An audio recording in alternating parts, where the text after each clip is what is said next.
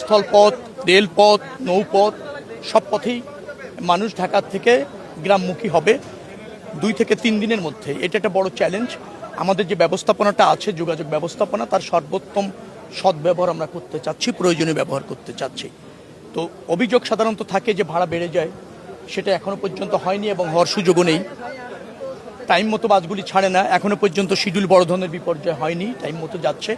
চ্যালেঞ্জটা আগামী 2-3 দিন আছে, সেই জন্য আমরা প্রয়োজনীয় ব্যবস্থা ইতিমধ্যে গ্রহণ করেছি সড়ক যোগাযোগে, নৌপথ যোগাযোগ এবং রেল যোগাযোগে।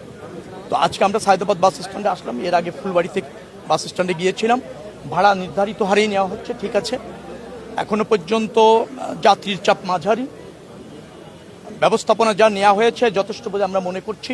হাইওয়েতে যে সমস্ত রাস্তাগুলি আছে মেরামত করেছি, সংস্কার করেছি, চলাচলের উপযুক্ত করেছি। আমার মনে হয় যে মিনিমাম দুটি লেন, কোনো জায়গায় 4 লেন 6 লেন যেখানে যা আছে সেটা কার্যকর থাকবে।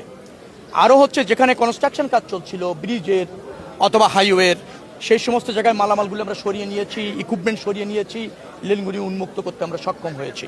পেট্রোল পাম্পগুলি 12 দিন, অর্থাৎ ঈদের আগে 7 দিন, ঈদের পরে 5 দিন পর্যাপ্ত তেল নিয়ে 24 ঘন্টা খোলা থাকবে, সেটা আমরা নিশ্চিত করতে পেরেছি।